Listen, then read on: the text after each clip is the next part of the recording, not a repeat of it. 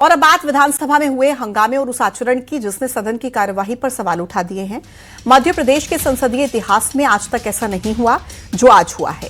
विपक्ष ने सदन में दूषित पानी, कफ सिरप समेत कई मुद्दों पर जमकर सरकार को घेरा है और इस दौरान भारी हंगामा हुआ। इसी हंगामे के बीच विधानसभा में नेता प्रतिपक्ष उमंग सिंघार, मंत्री कैलाश विजयवर्गीय, विश्वास सारंग के बीच जमकर बहस हुई। इस दौरान सदन में अशोभनीय शब्दों का भी इस्तेमाल हुआ, जिसके बाद विधानसभा की कार्यवाही 5 मिनट तक के लिए स्थगित करनी पड़ी। जब दोबारा कार्यवाही शुरू हुई तो विधानसभा अध्यक्ष नरेंद्र सिंह तोमर ने दुख जताते हुए कहा कि पक्ष और विपक्ष की तरफ से यह व्यवहार सही नहीं, मुझे ऐसे आचरण की आशा नहीं थी। तो कैलाश विजयवर्गीय ने कहा कि मैं खुद अपने व्यवहार से खुश नहीं हूं, मैं नेता प्रतिपक्ष से स्नेह रखता हूं। इसके बाद सीएम डॉक्टर मोहन यादव ने सबकी तरफ से माफी मांगी। इस दौरान विधानसभा अध्यक्ष को सदन की कार्यवाही 7 बार स्थगित करनी पड़ी। आखिर इस तरीके का आचरण क्यों? सदन में मंत्रियों को जिम्मेदारी है, जो सवाल विपक्ष उठा रहा है उसका जवाब दिया जाए, लेकिन यहां पर जवाब देना तो छोड़िए, मंत्री जी गुस्सा गए। आपको याद होगा जब भगीरथपुरा में दूषित पानी से लोगों की मौत हो रही थी, तब भी मंत्री कैलाश विजयवर्गीय सवालों से विफर गए थे और ऐसे शब्दों का उन्होंने इस्तेमाल किया था जिसको हम बोल भी नहीं सकते। आपको आगे बढ़ते हुए यह बताते हैं कि क्या मंत्री हैं तो क्या वो कुछ भी बोलेंगे, सवाल हम उठा रहे हैं क्योंकि जो जिम्मेदारी दी है उस पर जवाब तो देना ही होगा। विपक्ष का काम है सवाल पूछना, इसलिए जनता ने उनको विपक्ष में बैठाया है। जनता आपको सत्ता की चाबी सौंप चुकी है, आपका काम है हर सवाल का जवाब देना, लेकिन सवालों से बचने के लिए ऐसी भाषा कभी बर्दाश्त नहीं की जाएगी, चाहे सरकार के मंत्री हो या विपक्ष के विधायक हो। सदन में मर्यादा बनाए रखना सबकी जिम्मेदारी है, फिर ऐसी भाषा के इस्तेमाल की नौबत आई ही क्यों? आज इसी पर हम चर्चा करेंगे। पहले नजर आज के सवालों पर। और सवाल नंबर 1, क्या जिम्मेदारी से बचने के लिए ऐसी भाषा का इस्तेमाल? सवाल नंबर 2 कि क्या मंत्री हैं तो किसी को कुछ भी बोलेंगे? सवाल नंबर 3, माफी मांग ली, क्या फिर से दिल मिलेंगे? खास मेहमानों का पैनल मेरे साथ चर्चा में शामिल है। हमारे संवाददाता राजधानी भोपाल से रमाकांत दुबे कनेक्ट हो गए हैं, डॉक्टर हिना तिवारी वरिष्ठ पत्रकार जुड़ गई हैं, गुंजन चौक से बीजेपी के प्रवक्ता हमारे साथ कनेक्ट हैं, निरंजन पोद्दार जी राजनीतिक विश्लेषक, उमेश त्रिपाठी जी कांग्रेस के प्रवक्ता हमारे साथ जुड़े हुए हैं। सभी का बहुत बहुत स्वागत है। और सबसे पहले रमाकांत दुबे अगर हमारे साथ जुड़ गए हैं तो उन्हीं के पास चलते हुए, रमाकांत दुबे सबसे पहले बताइए कि ये जो आचरण आज विधानसभा के भीतर हुआ, क्या पहले कभी इस तरीके का आचरण हुआ है और ऐसा क्या हो गया वहां पर कि तार तार कर दी गई सदन की मर्यादा? जी देखिए, मैं आपको बता दूं कि इस बात को और नेताओं के इस आचरण को लेकर खुद विधानसभा अध्यक्ष ने साफ तौर पर कहा है कि मध्य प्रदेश विधानसभा में इस तरह की असहज स्थिति, अप्रिय स्थिति कभी नहीं बनी। पहले इतिहास में इस तरह की चीज़ें नहीं हुई कि महज कुछ मिनटों के अंदर विधानसभा को जो है वो 7 से 8 बार स्थगित रखना पड़ा। दरअसल पूरा मामला भागीरथपुरा को लेकर शुरू हुआ था, जिस पर नेता प्रतिपक्ष उमंग सिंघार ने सरकार से जवाब मांगा कि 35 से ज़्यादा मौतें हुई हैं, सरकार अपने रिकॉर्ड में 20 ही मौतों को क्यों मान रही है? क्या बाकी लोग इंदौर के नागरिक नहीं थे? क्या वहां पर उनको मुआवजा ना दिया जाए, इसलिए इस तरह के जो है वो सरकारी आंकड़े प्रस्तुत किए जाते हैं? इस बात को लेकर कैलाश विजयवर्गीय जी और विश्वास सारंग जी जो है वो नेता प्रतिपक्ष के जवाब देने के लिए खड़े हुए, लेकिन इसी दौरान कैलाश विजयवर्गीय जी की जुबान कुछ ज़्यादा तल्ख हो गई और कुछ ऐसे शब्द निकल गए जिन्हें अप्रिय कहा जा सकता है, जो सदन की कार्यवाही के बिल्कुल अनुरूप नहीं थे, असंसदीय वर्ड थे और उनको जो है वो विधानसभा अध्यक्ष ने सदन की कार्यवाही से विलोपित भी करने को नहीं कहा, जिसके बाद ये बहस और बढ़ती गई और जिस तरह से औकात शब्द का इस्तेमाल कैलाश विजयवर्गीय की तरफ से किया गया, उस पर नेता प्रतिपक्ष उमंग सिंघार काफ़ी नाराज दिखे और उन्होंने बाद में इस पर अपना एक्स पे सोशल मीडिया पे ट्वीट भी किया है, जिसमें उन्होंने साफ तौर पर कहा है कि आपका काम है जवाब देना और हमारा काम है सवाल करना, आप जवाबदेही से भाग नहीं सकते। इस तरह से करके आप डरा धमका नहीं सकते विपक्ष को, क्योंकि विपक्ष जो है वो मध्य प्रदेश की 7.5 करोड़ जनता का प्रतिनिधि है। आपसे 7.5 करोड़ जनता सवाल उठा रही है, जवाब मांग रही है। आप इस तरह से माहौल को खराब करके चीजों से बचकर भाग नहीं सकते। और उसके बाद जो है ये पूरा मामला लगातार स्थगित होती रही विधानसभा। और हालांकि अभी मुख्यमंत्री जी राज्यपाल के अभिभाषण भाषण पर चर्चा कर रहे हैं, उन्होंने भी इस पूरे मामले को लेकर सदन में दोनों पक्षों की तरफ से माफी भी मांगी है। जी रमाकांत, आपका शुक्रिया पूरी जानकारी देने के लिए। और अब अपने मेहमानों का रुख करेंगे। गुंजन जी हमारे साथ हैं, बीजेपी के प्रवक्ता। गुंजन जी, सबसे पहले ये बताइए कि आप लोगों को मध्य प्रदेश की जनता ने चुना है, बार बार चुना है, और एक अच्छे मैंडेट के साथ चुना है। इसलिए चुना है ताकि अगर कोई परिस्थितियां ऐसी बने, सवाल आपसे पूछे जाए तो सरकार में होने के नाते आप उसका जवाब दें। लेकिन सदन के भीतर इस तरीके के अमर्यादित शब्दों का इस्तेमाल और अगर कोई सवाल पूछा जाए तो उस पर गुस्सा जाना, ये आपको जायज लगता है क्या गुंजन जी? देखिए पूजा जी, सर्वप्रथम आज मैं जो जवाब देना चाहती हूँ वो कानूनी रूप से, प्रशासनिक रूप से और संवैधानिक रूप से देना चाहती हूँ, क्योंकि जिस मुद्दे पर आज हम चर्चा कर रहे हैं ये बहुत संवेदनशील मुद्दा है। पूजा जी, जब भारतीय जनता पार्टी की सरकार की बात आती है तो हमारी जो विचारधारा है वो विचारधारा है सिर्फ सम्मान की। चाहे जनप्रतिनिधि हो चाहे आम नागरिक हो, उनका सम्मान करना हर एक कार्यकर्ता को सिखाया जाता है। हमारे संस्कार और हमारी संस्कृति भारतीय जनता पार्टी की यही। उसका उदाहरण पेश करना चाहती हूँ। आज जब ये पूरी ये जो चीज सामने आई जो बहुत दुखद थी, उस पे विधानसभा अध्यक्ष जी ने भी जब उस पर स्पष्टीकरण दिया, उनका भी जो कहना था वो एक भारतीय जनता पार्टी के नेता है। स्वयं कैलाश विजयवर्गीय जी ने इस पर खेद व्यक्त किया, वो भारतीय जनता पार्टी के नेता हैं। और हमारे मुख्यमंत्री डॉक्टर मोहन यादव जी ने भी इस पे दोनों तरफ से माफी मांगी, वो भी भारतीय जनता पार्टी के नेता हैं। तो इससे ये साबित होता है कि भारतीय जनता पार्टी के नेता हो या कार्यकर्ता हो, किसी के अपमान में अगर किसी भी तरीके से अगर कहीं चूक होती है तो माफी मांगने से परहेज नहीं करते, क्योंकि हमारे लिए जनप्रतिनिधि हो या नागरिक हो, सबका सम्मान सर्वोपरि, हमारे लिए जनता सर्वोपरि है। और रही बात भागे तत्पुरा की, तो ये जो घटना थी वो बहुत दुखद थी। उस पर भी पूरा स्पष्टीकरण दिया गया, उस पर भी जवाब दिया गया, उस पर भी कार्रवाई की गई और कड़ी से कड़ी कार्रवाई की। कहाँ जवाब दिया गया गुंजन जी? सदन के भीतर जवाब दिया गया क्या?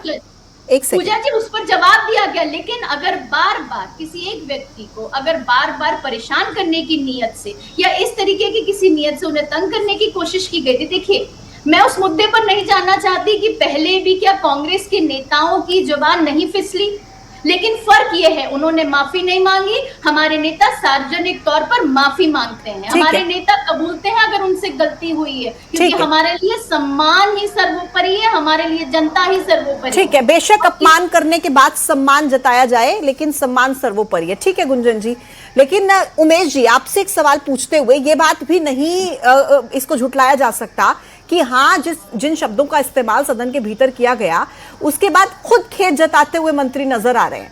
मुख्यमंत्री की पद पर बैठे हुए व्यक्ति खुद आकर कहते हैं कि माफी मांगता हूं। ये तो एक डिफरेंस है ना उमेश जी? देखिए, प्रश्न ये नहीं है कि माफी मांग रहे क्या कर रहे, प्रश्न ये है कि जिसको भारत सरकार ने देश का सर्वोच्च सुंदर साफ सुथरा शहर बनाया, नगर निगम स्थानीय निकायों की पहली जवाबदारी होती है कि पीने की पानी की व्यवस्था करना। जब आप उसी व्यवस्था में फेल हो गए, जो फर्जी का कंपटीशन, स्वस्थ शहर है, सबसे साफ शहर है, भाई पहला काम नगर निगम का पानी देना, उसमें आप फेल हो गए। गरीब जनता पानी, सड़क, नाली के लिए तो मर रही है, आप उसको देने में फेल हो गए। उसके बाद जब विपक्ष या पत्रकारगण हमारे उससे प्रश्न पूछते हैं तो वहां भी औकात करते हैं। नेता प्रतिपक्ष प्रदेश के सारी जनता का सवाल पूछने का अधिकार रखते हैं। जब वो सवाल पूछ रहे हैं तो विजयवर्गीय जी, ये कोई नई बात नहीं है, उनका शुरू से आप रिकॉर्ड देख लीजिए, वो बड़बोलापन और अनशन बात करने के लिए मशहूर हैं। उन्होंने फिर नेता प्रतिपक्ष बोल दिया आपकी औकात क्या है। भाई जनता इनको औकात समझा देगी चुनाव के समय औकात क्या है। अहंकार देखिए राजनीति में किसी भी व्यक्ति का चलता नहीं है, आदिकाल से रावण का नहीं चला है, और चाहे कांग्रेस रही चाहे बीजेपी रही हो, जब नेता अपने अहंकार की भाषा बोलता है तो जनता उसको उसका अहंकार उसी चुनाव में सिखा देती है। और विजयवर्गीय जी, आप नोट कर लीजिए, इस अगले चुनाव में इंदौर से जीतकर विधायक नहीं आ पाएंगे। उमेश जी, विजयवर्गीय जी ने यह भी कहा कि सदन में जवाबदारी हम सबकी है और 37 सालों में मुझे ऐसा गुस्सा कभी नहीं आया। और अभी बीजेपी की जो प्रवक्ता बैठी हैं वो भी यही कह रहे हैं कि परेशान करने की नियत से बार बार एक ही मुद्दा उठाया जा रहा है, जवाब जबकि उसका दे दिया गया है।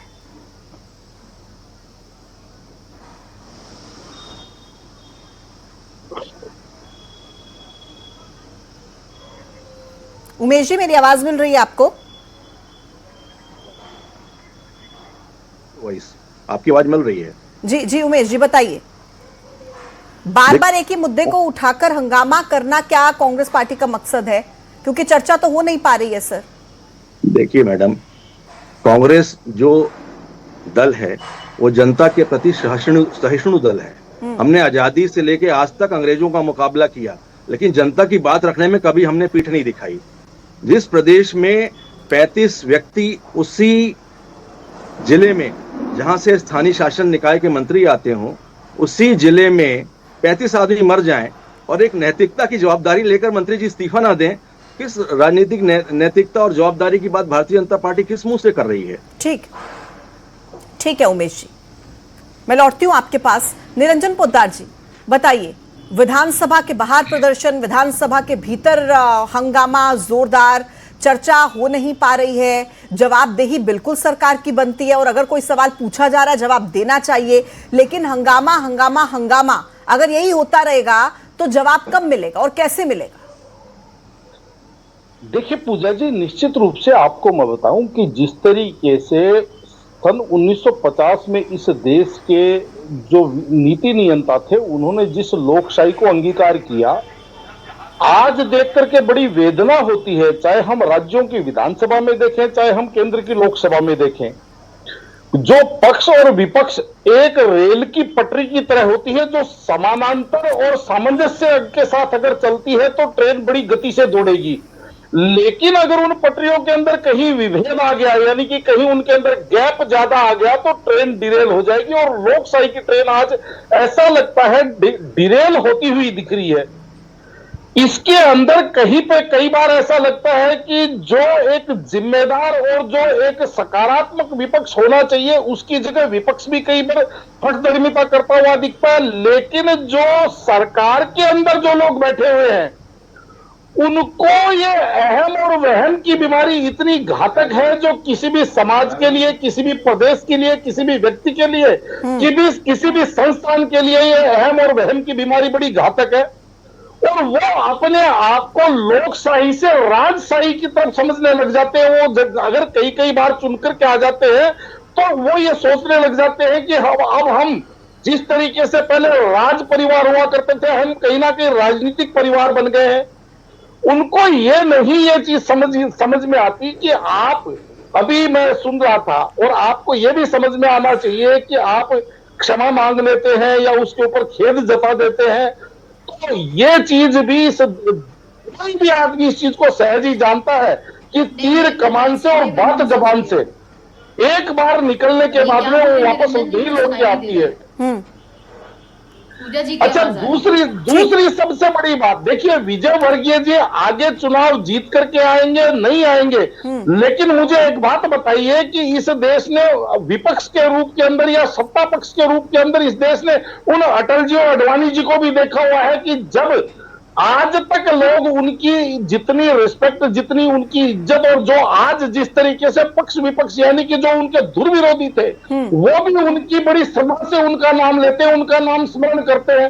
ठीक है, तो क्या ऐसे नेताओं का, ऐसे जो माननीय है, क्या वो ऐसी श्रेणी में आ पाएंगे? ठीक निरंजन जी, हमारे यहाँ कहा जाता है कि जिस पेड़ के ऊपर फल लगे हुए वो पेड़ झुकता है, और कहते हैं ना वो जैसे। ठीक है, कुल मिलाकर विपक्ष को और मजबूत और संवेदनशील होने की जरूरत है, और अहम और वहम जो आप कह रहे हैं कि मौजूदा सरकार, वो समझने की जरूरत है। दोनों को लेकर आपने टिप्पणी की। Doctor Hina Tiwari senior journalist हमारे साथ हैं। डॉक्टर हिना, क्या आपने पहले सदन के भीतर इस तरीके की परिस्थितियां देखी हैं जो आज हुई हैं? क्या आपको सबसे पहले इसकी वजह नजर आती है? क्या थोड़ा भी सब्र नहीं है, ना विपक्ष की बात हो चाहे पक्ष की बात हो? पूजा जी, एक बहुत बड़ी चीज इसमें सामने आती है कि मुद्दा बहुत बड़ा है और इसको बहुत संवेदनशीलता के साथ बहुत संवेदनशीलता के साथ लिया जाना चाहिए। लेकिन कहीं ना कहीं ये ना तो संवेदनशीलता के साथ इस मुद्दे को लिया जा रहा है, इसमें पहले भी राजनीति हो रही थी और अभी भी राजनीति हो रही है। सदन में आने के बाद ये सोचा गया था कि निश्चित तौर पे इस मुद्दे के जब सदन में पहुंचेगा तो कोई ना कोई निष्कर्ष निकल के आएगा, या जो पानी की लाइन है, पाइपलाइंस है, उनके ऊपर डिस्कशन होगा कि आगे इस तरह की गलतियां ना हो, उसके लिए क्या किया जाए। लेकिन यहाँ पे भी वही हुआ जो पहले हुआ था। एक कंटिन्यूस आप देखें तो एक चीज हो रही है कि विधानसभा का सत्र चलने ही नहीं दिया जा रहा है, चाहे वो कांग्रेस की तरफ से हो या इस तरह के मुद्दे बीजेपी ही उठा ले। लेकिन गड़बड़ ये है कि सदन नहीं चल पा रहा है, उससे कार्रवाई नहीं होगी, तो लोगों का लाभ, जनता का लाभ तो यूं भी नहीं होना है। ये राजनीति चलती रहेगी और जनता का नुकसान हमेशा होता रहेगा। सबसे पहले जरूरी ये है कि इस पे डिस्कशन किया जाए, जवाब भी दिया जाए और शांति से जवाब सुना भी जाए। यदि विवाद ही करते रहेंगे तो निष्कर्ष निकल कर नहीं आना है और इस तरह की समस्याएं समाप्त नहीं होनी है। बिल्कुल सही बात है, इस पर चर्चा हो, लेकिन रमाकांत चर्चा इस पर हो कैसे? आप लगातार कवरेज करते हैं, परिस्थितियां आप देखिए जरा, इतना संवेदनशील मुद्दा चाहे भगीरथपुरा का हो और विपक्ष बहुत सही मुद्दा उठा भी रहा है, लेकिन क्या तरीका आपको सही नजर आता है? बजट सेशन जो किसी भी तीनों सेशंस में से सबसे इंपॉर्टेंट मुझे लगता है होता है, और ऐसे सेशन में इस तरीके से लगातार हंगामा विपक्ष की तरफ से, और जब सरकार से सवाल पूछने का काम किया जाए तो इस तरीके की टिप्पणियां उनके मुंह से निकलती हैं। आपने कि इस तरीके से अगर माहौल बना रहेगा सदन के अंदर तो सदन चलेगा कैसे? लोगों की जो समस्याएं हैं, सरकार के जो विधि विधायी समिति जो निर्णय लेने हैं वो कैसे होंगे? हालांकि बजट जो है वो सदन में पेश हो चुका है, बजट के ध्यानाकर्षण प्रस्ताव पर चर्चा चल रही थी और उसी दौरान ध्यानाकर्षण के दौरान जब ये मामला आया भागीरथपुरा का, तो उसको लेकर कैलाश विजयवर्गीय ने हालांकि माफ़ी मांग ली है, लेकिन उनका साफ तौर पर यह कहना है कि जिस समय नेता प्रतिपक्ष उमंग सिंगार सवाल उठा रहे थे उस समय उनकी बॉडी लैंग्वेज कुछ इस तरह की थी कि मैं अपने गुस्से को रोक नहीं पाया। मुझे भी 37 साल में सदन में हो गए हैं, लेकिन पहली बार इस तरह का गुस्सा मुझे भी आया, जिस पर मैं खेद व्यक्त करता हूं, माफ़ी मांगता हूं। लेकिन बड़ी बात यह है कि मंत्री के मुंह से ये कोई पहली बार इस तरह की चीज़ें नहीं निकली थी। कुछ दिन पहले भी एक घंटा प्रकरण भी मीडिया के साथ उन्होंने इंदौर में ही किया था, भागीरथपुरा वाला ही मामला था।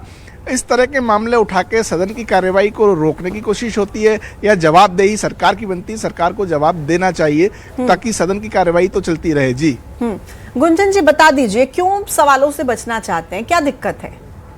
इतनी बड़ी घटना घट गई, विपक्ष तो सवाल उठाएगा ना। और अगर मैं ये मान भी लूं कि अपनी जो भी व्यवहार वहां पर किया गया, शब्दों का इस्तेमाल वहां पर किया गया मंत्री की तरफ से, उस पर उन्हें खेद है, और अगर इस मुद्दे को मैं साइड भी रख दूं, तो मैं आपसे ये पूछती हूं कि सवालों के जवाब क्यों नहीं देना चाहते?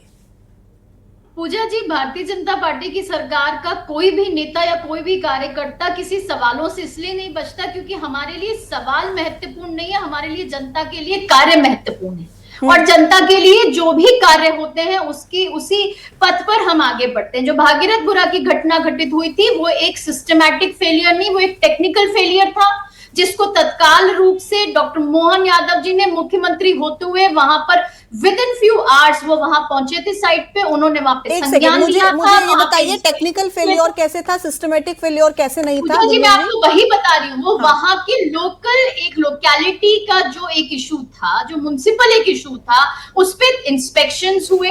वहां पे 48 घंटे के अंदर सारे घरों में इंस्पेक्शन हुए, उन्हें दूसरी जगह शिफ्ट किया गया, जो दूषित पानी था उसकी जगह स्वच्छ जल की व्यवस्था की गई और दोषियों पर कार्रवाई भी हुई, सीनियर ऑफिशियल्स को सस्पेंड किया गया।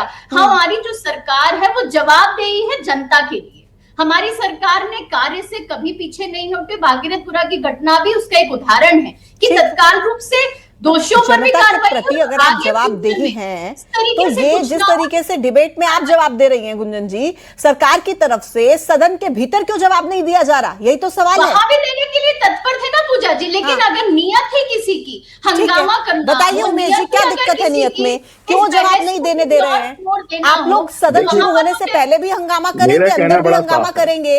एक सेकंड उमेश जी बताइए, अंदर भी हंगामा करेंगे, बाहर भी हंगामा करेंगे और फिर कहेंगे हमें जवाब नहीं मिल रहा है, जवाब नहीं मिल रहा है, जवाब नहीं मिल रहा है? ये क्या तरीका हुआ सर? विपक्ष का काम है प्रश्न पूछना, और लोकतंत्र में विपक्ष का यही मूल कर्तव्य है कि वो जनता के मुद्दे सदन में उठाए। लेकिन समस्या यहाँ क्या है, देश की राजधानी से लेकर प्रदेश की राजधानी तक बीजेपी के डीएनए में लोकतंत्र नाम का शब्द है ही नहीं। बीजेपी में अटल बिहारी वाजपेयी के बाद लोकतंत्र मानने वाले नेताओं का पूरी तरह पत्ता साफ हो गया। मेरी बात सुनिए, देखिए क्या है, बीजेपी नहीं चाहती है कि देश में, बीजेपी नहीं चाहती है कि देश में चाहे वो लोकसभा हो चाहे विधानसभा उसमें चर्चा होगी तो देश का जो प्रबुद्ध वर्ग है, जो मध्यम वर्गीय वर्ग है, जो अपनी बातों के लिए यहाँ पर भी एक दूसरे को नहीं बोलने दे रहे हैं, वहां पर भी नहीं बोलने देते हैं, यही तो दिक्कत है। मैं तो कभी इनके उसमें बोला नहीं, यही इनकी लोकतंत्र की पहचान है कि चाहते नहीं कि टीवी पे भी कांग्रेस का नहीं बोल पाए। This is in their DNA. ये चाहते नहीं है कि लोकतांत्रिक विषयों पे चर्चा हो। तो मैं आपसे जो कह रहा था, अटल बिहारी वाजपेयी के बाद भारतीय जनता पार्टी में एक नए तरीके का सिस्टम डेवलप हुआ है कि जो विपक्ष है उसकी आवाज को हर कीमत पे बंद करो, चाहे मीडिया में बंद करो, चाहे लोकसभा में बंद करो, चाहे विधानसभा में बंद करो, और यही हो रहा है।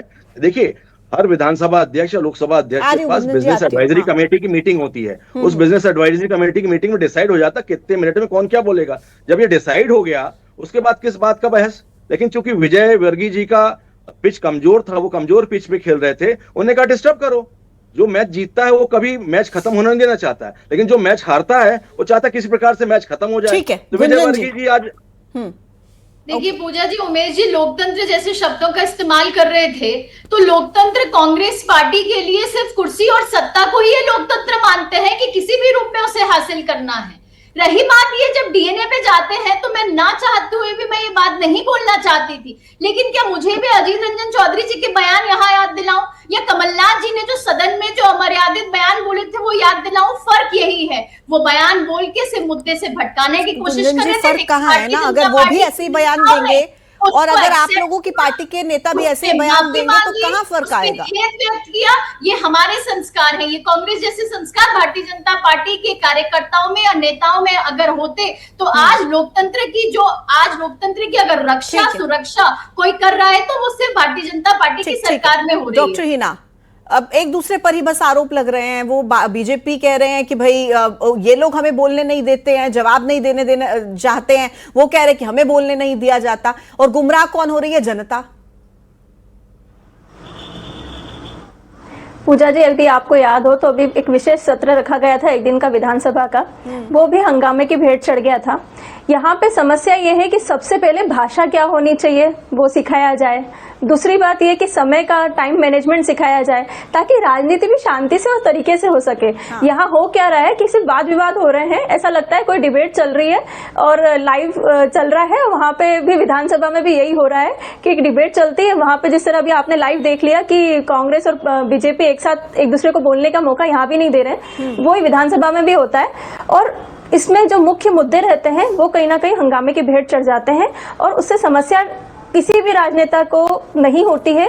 आम जनता के जो मुद्दे मुख्य मुद्दे होते हैं, जैसा कांग्रेस बोल रही है कि हमारा काम ही यही है, तो काम है तो अच्छे तरीके से उठाइए ना मुद्दे, आप तरीके से मुद्दे उठाइए, आप अपने उसका जवाब मांगिए। जब तक जवाब नहीं मिले तब आप हंगामा कीजिए, लेकिन आप जवाब लेने से, सवाल पूछने से पहले ही हंगामा कर देंगे तो फिर काम कैसे होगा? ठीक, निरंजन जी बताइए, दोनों ही जनता के प्रतिनिधि हैं, पक्ष हो या विपक्ष, लेकिन क्या बखूबी अपनी जिम्मेदारी निभा रहे हैं लगता है आपको सदन की ये हालत देखकर? देखिए पूजा जी, आज की तारीख में आमतौर पे क्या देखने में आ रहा है, आमतौर पे ये देखने में आ रहा है कि सत्ता पक्ष जो है वो कहीं ना कहीं विपक्ष की किसी भी एक गलती को पकड़ करके और एक साफ बच के निकल जाना चाहता है। क्योंकि आपको पता है कि अगर सत्ता पक्ष के लिए सबसे मुफीद स्थिति ये है कि सदन के अंदर कोई ना कोई व्यवधान आ जाए ताकि वो जवाबदेही और जवाबदारी से बच सके। और कहीं ना कहीं विपक्ष भी इस ट्रैप के अंदर आपको फंसता हुआ दिखाई देता है। क्योंकि मेरा ये मानना है कि जिस तरीके से, पहली बात तो आज की तारीख में आप देखिए विधानसभा का जो कार्य है वो इतना मतलब कार्यकाल इतना कम हो गया, यानी कि सदन के जो दिन है वो इतने पहले से ही इतने घट गए। और उसके अंदर भी जब सदन बैठता है तो वहां पे अनावश्यक जो चीजें हैं, यानी कि वाद विवाद और जो ये इन विषयों के ऊपर आकर के और सत्ता पक्ष कहीं ना कहीं जवाबदेही से बच निकलता है। और इसको हमारे यहाँ मेरा ये मानना है कि लोकतंत्र की जो अवधारणा है वो कहीं ना कहीं कमजोर होती है। क्योंकि जब तक जनता के जो आम मुद्दे हैं वो सदन के अंदर बैठ करके सरकार वहां सदन के अंदर जब तक उसकी प्रॉपर उसकी जवाबदारी नहीं देगी, क्योंकि दो चीजें होती है, एक होता है सदन के अंदर जवाब देना और दूसरा होता है प्रेस कॉन्फ्रेंस में। आज की तारीख में ऐसा लगता है कि जो सदन में बोलना चाहिए वो प्रेस कॉन्फ्रेंस के अंदर सुनाई देता है। सही बात है सर, जवाबदेही तो दोनों की बनती है, बेशक वो पक्ष हो या विपक्ष हो, और जनता की गाढ़ी कमाई से सदन चलता है, जनता के सवालों के जवाब दिए ही जाने चाहिए। आप सभी का बहुत बहुत शुक्रिया मेरे साथ इस चर्चा में शामिल होने के लिए, धन्यवाद। महाडिबेट में इतना ही, छोटे से ब्रेक का समय, देखते रहिए न्यूज़ 18। नमस्कार।